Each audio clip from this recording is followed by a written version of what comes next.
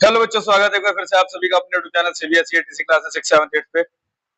आज की वीडियो में हम हमारी क्लास 7 का जो चैप्टर है पौधों में पोषण, इसके एनसीईआरटी के क्वेश्चन से करने वाले हैं, ये भी हिंदी मीडियम में। तो चलिए बिना किसी तरीके शुरू करते हैं। सबसे पहले क्वेश्चन हमारे को दे रखा है, जीवों को भोजन क्यों लेना पड़ता है, या फिर why do organism need food. English में क्वेश्चन ये होता है हमारा, जीवों को भोजन क्यों लेना पड़ता है। तो सभी जीवों को ऊर्जा प्राप्त करने, वृद्धि, विकास और शरीर के देखभाल के लिए भोजन लेना आवश्यक है। क्वेश्चन नंबर सेकंड हमसे पूछा गया, परजीवी और मृतजीवी पदार्थ अपघटन करने वाले में अंतर बताइए। तो परजीवी या फिर मृतजीवी जो होता है हमारे, उसके बारे में देखते हैं। परजीवी वो ऐसे जीव होते हैं जो अपने पोषण के लिए अन्य जीवों पर निर्भर होते हैं। मतलब ऐसे जीव जो किसी दूसरे जीव के ऊपर निर्भर होते हैं, वो हमारे परजीवी कहलाते हैं। उदाहरण के लिए अमरबेल या फिर कसकटा, ठीक है। अब मृतजीवी की बात करें तो ऐसे पौधे जो मृत और सड़े गले पदार्थों से पोषण प्राप्त करते हैं। ऐसे पौधे जो अपना न्यूट्रिशन, अपना पोषण जो है किसी सड़े गले या फिर मरे हुए से प्राप्त करते हैं, वो हमारे मृतजीवी कहलाते हैं। उदाहरण के लिए मशरूम, ठीक है। क्वेश्चन नंबर 3 देखते हैं। क्वेश्चन नंबर 3 में हमारे को दे रखा है, आप पत्तियों में स्टार्च की उपस्थिति की जांच कैसे करेंगे। अगर हमारे को टेस्ट करने के लिए दे दे या फिर जांच करने के लिए दे दिए कि पत्ती में स्टार्च है या नहीं पता लगाओ, तो आप किस प्रकार लगाएंगे। सबसे पहले तो आपको एक वेरीगेटेड पत्तियों वाले गमले का एक पौधा ले, जिस पौधे में पत्ते वगैरह आ रखे हो, वो एक गमला ले ले पूरा पौधे वाला, ठीक है। जैसे कि मनी प्लांट या फिर क्रोटोन का। इसे 3 दिन तक अंधेरे में रखे ताकि स्टार्च समाप्त हो जाए। सबसे पहले तो आपको बोला गया इसको पूरे 3 दिनों के लिए अंधेरे में डाल दीजिए, ठीक है। जिससे क्या होगा कि स्टार्च जो है इसके अंदर का पूरी तरीके से खत्म हो जाएगा। अब एक पत्ती ले और उसका एक भाग काले कागज से ढके। एक पत्ती लीजिए उसी में से, तो उसी पौधे में, एक पत्ती के ऊपर उसका कुछ भाग काले रंग के टेप से, काले रंग के धागे से, कागज से ढक दीजिए। पौधे को लगभग 6 घंटे तक धूप में रखे।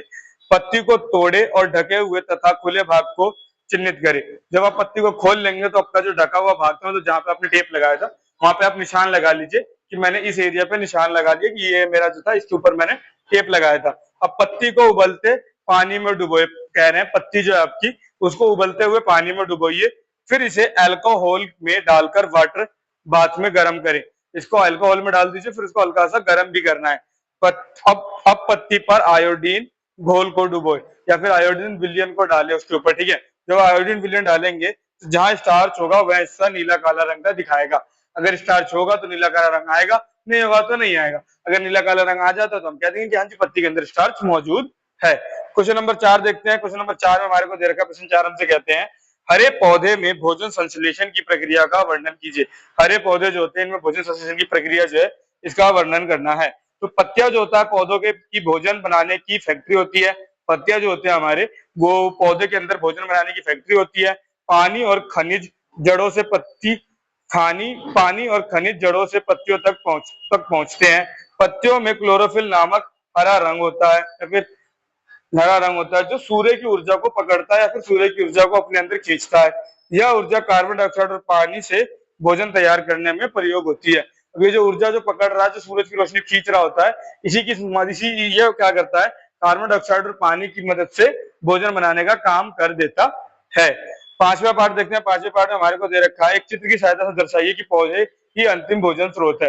एक चित्र बनाना और चित्र की सहायता से हमें दर्शाना। मैंने चित्र इसमें बनाया नहीं है, आप चित्र बना सकते हैं। अगर फिर भी ना समझ में आए तो हमसे बता दीजिएगा, मैं आपको चित्र के लिए अलग से एक वीडियो बना करके इसका सेपरेट अलग से दिखा दूंगा। अब इसमें दे रखा था कि ऐसा चित्र बनाए जिसमें आपको ये दिखे कि जितने भी जीव जंतु हैं, वो सभी के सभी या फिर पौधा ही सभी का अंतिम भोजन है। तो इसके अंदर देखिए, हमारे यहाँ पे बेसिकली मेन 2 प्रकार के लोग होते थे। एक होते थे हमारे शाकाहारी, एक होते हैं मांसाहारी, और एक होते हैं सर्वाहारी। सर्वाहारी को अगर मैं हटा दूं अभी के लिए, शाकाहारी और मांसाहारी को देखता हूँ, तो शाकाहारी तो पौधे को ही खा रहे होते हैं, तो पौधे के ऊपर ही निर्भर है। अब मांसाहारी जो होते हैं, वो अगर किसी न किसी शाकाहारी को ही तो खा रहे हो, किसी जीव को ही तो खाते हैं वो। तो वो जो जीव होता है वो भी तो पौधे से ही भोजन ले रहा होता है। तो डायरेक्टली या फिर इनडायरेक्टली या फिर प्रत्यक्ष या फिर अप्रत्यक्ष रूप से जो इंसान हो गया या फिर जो लिविंग ऑर्गेनिज्म हो गया, ये तो हमारा पौधे के ऊपर निर्भर हो चुका है। तो हम इसमें कह सकते हैं, उदाहरण के लिए आप पता है इसमें क्या करेंगे, जैसे कि मैं आपको यहाँ रफ में बना के दिखाता हूँ।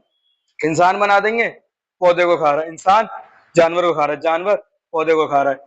ऐसे 2-3 एग्जाम्पल आपको देकर के दिखाना है। वो 2 एग्जाम्पल बना देते तो लगभग समझ में आ जाएगा कि प्रत्यक्ष या फिर अप्रत्यक्ष रूप से जो इंसान है या फिर जो जीव जंतु है पौधों पे ही निर्भर है। तो सभी जीव निर्भर होते हैं। उदाहरण के लिए शाकाहारी सीधे पौधों पर, मांसाहारी अप्रत्यक्ष रूप से पौधों पर निर्भर होते हैं। बिल्कुल सही बात है। हरे पौधों को डैश कहा जाता है क्योंकि वो अपना भोजन स्वयं बनाते हैं। हरे पौधों को हम स्वपोषी कहते हैं क्योंकि वो अपना भोजन स्वयं बनाते हैं।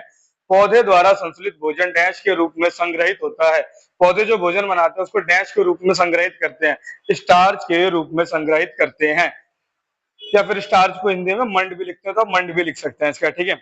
प्रकाश संश्लेषण में सौर ऊर्जा को डैश नामक रंग द्रव्य द्वारा पकड़ा जाता है। क्लोरोफिल, क्लोरोफिल ही था जो प्रकाश संश्लेषण के दौरान सौर ऊर्जा को पकड़ने का काम कर रहा था। प्रकाश संश्लेषण के दौरान पौधे डैश लेते हैं और डैश छोड़ते हैं, कार्बन डाइऑक्साइड लेते हैं और हमें बदले में ऑक्सीजन छोड़ रहे होते हैं। सातवां क्वेश्चन में दे रखा है नाम बताइए। सबसे पहले में पूछा गया है पीली पतली और नली जैसे डंडी वाला परजीवी पौधा, कसकटा या फिर अमरबेल।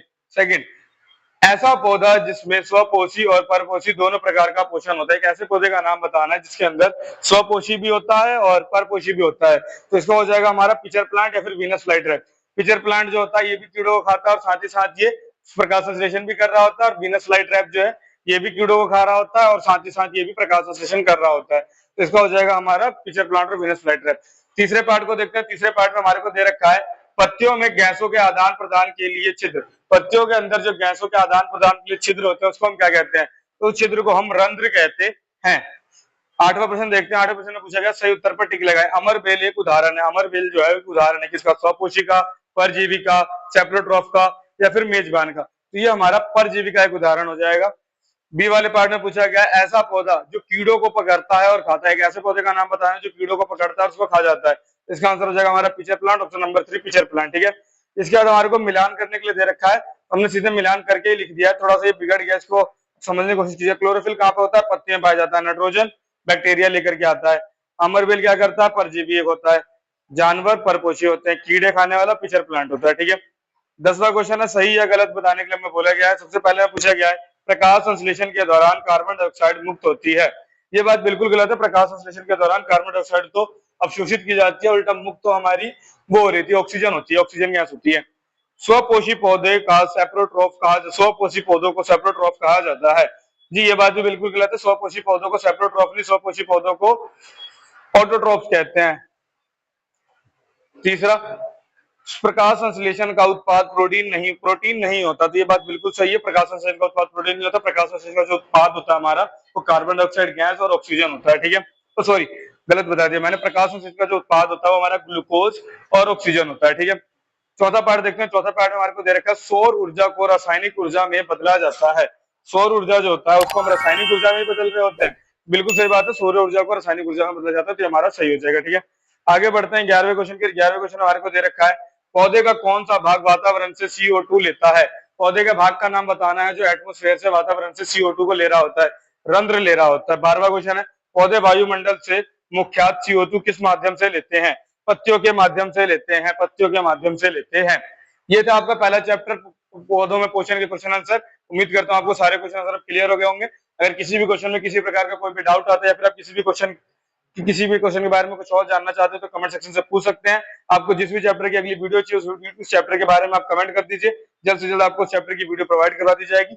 मिलते हैं अगली वीडियो में। जय हिंद, जय भारत।